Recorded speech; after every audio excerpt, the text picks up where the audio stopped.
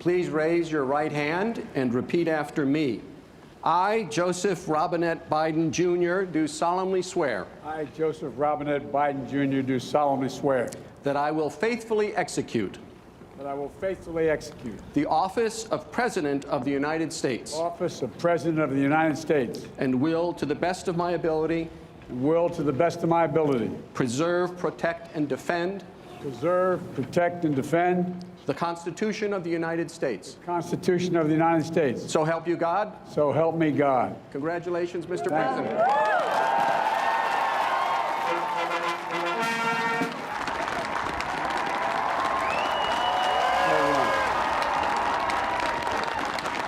Chief Justice Roberts, Vice President Harris, Speaker Pelosi, Leader Schumer, Leader McConnell, Vice President Pence, and my distinguished guests, my fellow Americans. This is America's day. This is democracy's day, a day of history and hope, of renewal and resolve. Through a crucible for the ages, America has been tested anew, and America has risen to the challenge. Today, we celebrate the triumph not of a candidate, but of a cause, the cause of democracy.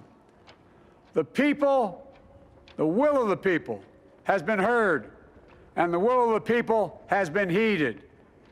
We've learned again that democracy is precious. Democracy is fragile. And at this hour, my friends, democracy has prevailed. So now, on this hallowed ground where just a few days ago, violence sought to shake the Capitol's very foundation, we come together as one nation, under God, indivisible, to carry out the peaceful transfer of power as we have for more than 2 centuries. As we look ahead in our uniquely American way, restless, bold, optimistic, and set our sights on the nation we know we can be and we must be. I thank my predecessors of both parties for their presence here today. I thank them from the bottom of my heart. And I know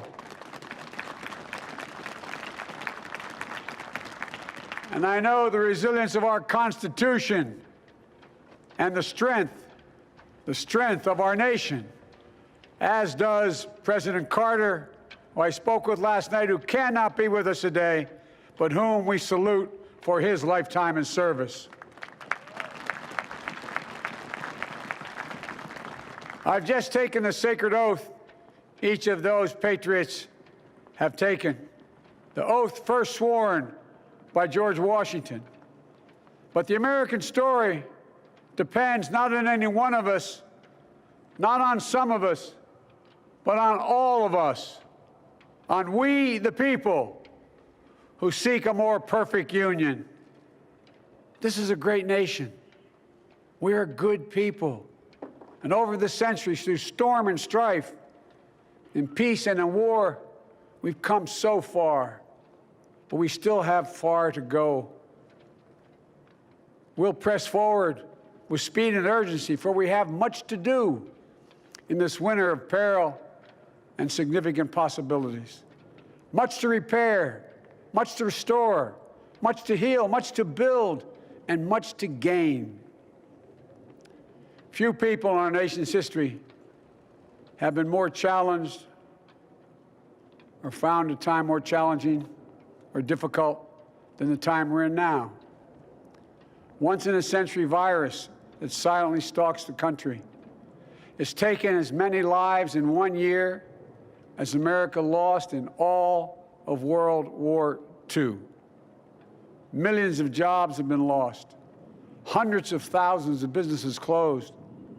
A cry for racial justice, some 400 years in the making, moves us. The dream of justice for all will be deferred no longer.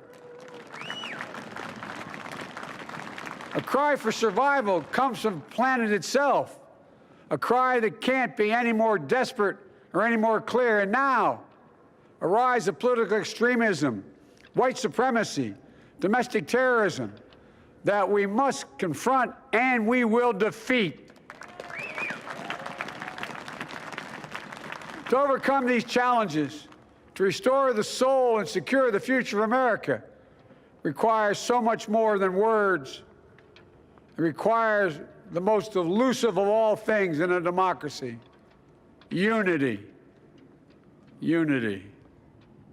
In another January, on New Year's Day in 1863, Abraham Lincoln signed the Emancipation Proclamation. When he put pen to paper, the president said, and I quote, "If my name ever goes down into history, it'll be for this act, and my whole soul is in it." My whole soul is in it. Today, on this January day, my whole soul is in this, bringing America together, uniting our people, uniting our nation. And I ask every American to join me in this cause.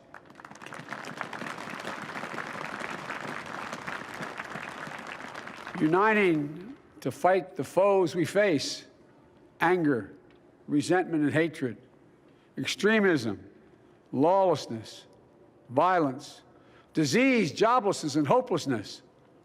With unity, we can do great things, important things. We can right wrongs. We can put people to work in good jobs. We can teach our children in safe schools. We can overcome the deadly virus. We can reward work and rebuild the middle class and make health care secure for all. We can deliver racial justice, and we can make America once again the leading force for good in the world. I know speaking of unity can sound to some like a foolish fantasy these days. I know the forces that divide us are deep and they are real. But I also know they are not new. Our history has been a constant struggle between the American ideal that we're all created equal and the harsh, ugly reality that racism, nativism, fear, demonization have long torn us apart. The battle is perennial, and victory is never assured. Through Civil War, the Great Depression, World War, 9/11, through struggle, sacrifice, and setbacks, our better angels have always prevailed. In each of these moments, enough of us have come together to carry all of us forward. And we can do that now. History, faith, and reason show the way of unity. We can see each other not as adversaries, but as neighbors. We can treat each other with dignity and respect. We can join forces, stop the shouting, and lower the temperature. For without unity, there is no peace, only bitterness and fury. No progress, only exhausting outrage. No nation, only a state of chaos. This is our historic moment of crisis and challenge, and unity is the path forward. And we must meet this moment as the United States of America. If we do that, I guarantee you we will not fail. We have never, ever, ever, ever failed in America when we've acted together. And so today, at this time, in this place, let's start afresh, all of us. Let's begin to listen to one another again, hear one another, see one another, show respect to one another. Politics doesn't have to be a raging fire, destroying everything in its path. Every disagreement doesn't have to be a cause for total war. And we must reject the culture in which facts themselves are manipulated and even manufactured.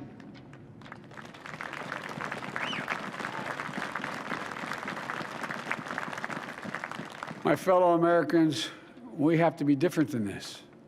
America has to be better than this. And I believe America is so much better than this. Just look around. Here we stand in the shadow of the Capitol Dome, as was mentioned earlier, completed amid the Civil War, when the Union itself was literally hanging in the balance. Yet we endured. We prevailed. Here we stand, looking out on the great mall where Dr. King spoke of his dream. Here we stand where 108 years ago, at another inaugural, thousands of protesters tried to block brave women marching for the right to vote. And today, we mark the swearing in of the first woman in American history elected to national office, Vice President Kamala Harris. Don't tell me things can't change. Here we stand across the Potomac from Arlington Cemetery, where heroes who gave the last full measure of devotion rest in eternal peace. And here we stand, just days after a riotous mob thought they could use violence to silence the will of the people, to stop the work of our democracy, to drive us from this sacred ground. It did not happen. It will never happen. Not today, not tomorrow, not ever. Not ever.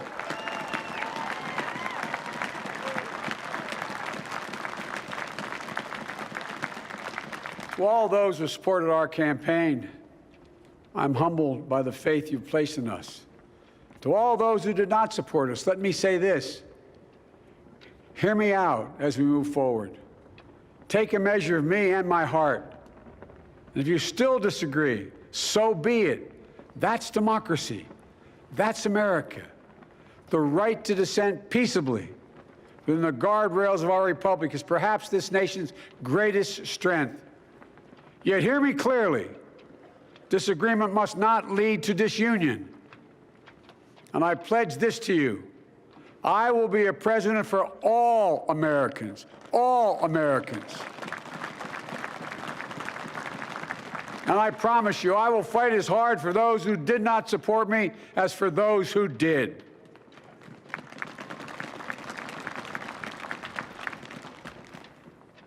Many centuries ago, St. Augustine, a saint of my church, wrote that a people was a multitude defined by the common objects of their love. Defined by the common objects of their love. What are the common objects we as Americans love that define us as Americans? I think we know. Opportunity, security, liberty, dignity, respect, honor, and yes, the truth. Recent weeks and months have taught us a painful lesson. There is truth and there are lies. Lies told for power and for profit. And each of us has a duty and a responsibility as citizens, as Americans, and especially as leaders. Leaders who have pledged to honor our Constitution and protect our nation, to defend the truth and defeat the lies. Look, I understand that many of my fellow Americans view the future with fear and trepidation. I understand they worry about their jobs. I understand, like my dad, they lay at bed at night, staring at the ceiling, wondering, can I keep my health care? Can I pay my mortgage? Thinking about their families, about what comes next. I promise you, I get it. But the answer is not to turn inward, to retreat into competing factions, distrusting those who don't look like you, or worship the way you do, or don't get their news from the same sources you do. We must end this uncivil war that pits red against blue, rural versus urban, conservative versus liberal. We can do this if we open our souls instead of hardening our hearts, if we show a little tolerance and humility, and if we're willing to stand in the other person's shoes, as my mom would say, just for a moment, stand in their shoes. Because here's the thing about life. There's no accounting for what fate will deal you. Some days, when you need a hand. There are other days when we're called to lend a hand. That's how it has to be. That's what we do for one another. And if we are this way, our country will be stronger, more prosperous, more ready for the future. And we can still disagree. My fellow Americans, in the work ahead of us, we're going to need each other. We need all our strength to persevere through this dark winter. We're entering what may be the toughest and deadliest period of the virus. We must set aside politics and finally face this pandemic as one nation. One nation. And I promise you this, as the Bible says, weeping may endure for a night, but joy cometh in the morning. We will get through this together. Together. Look, folks, all my colleagues I serve with in the House and the Senate up here, we all understand the world is watching all of us today. So here's my message to those beyond our borders. America has been tested, and we've come out stronger for it. We will repair our alliances and engage with the world once again, not to meet yesterday's challenges, but today's and tomorrow's challenges. And we'll lead not merely by the example of our power, but by the power of our example.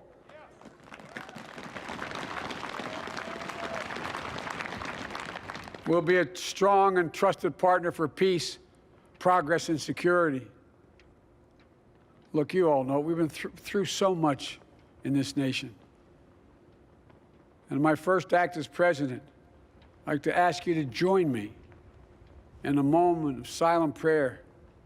Remember all those who we lost in this past year to the pandemic, those 400,000 fellow Americans, moms, dads, husbands, wives, sons, daughters, friends, neighbors, and coworkers. We'll honor them by becoming the people and the nation we know we can and should be. So I ask you, let's say a silent prayer for those who've lost their lives and those left behind, and for our country.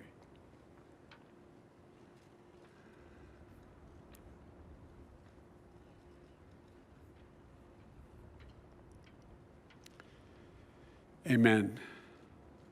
Folks, this is a time of testing. We face an attack on our democracy and on truth, a raging virus, growing inequity, the sting of systemic racism, a climate in crisis, America's role in the world. Any one of these would be enough to challenge us in profound ways.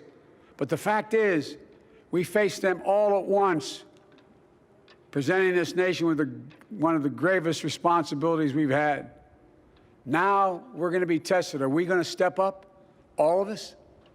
It's time for boldness, for there's so much to do. And this is certain. I promise you, we will be judged, you and I, by how we resolve these cascading crises of our era. We will rise to the occasion is the question. Will we master this rare and difficult hour? Will we meet our obligations and pass along a new and better world to our children? I believe we must. I'm sure you do as well. I believe we will.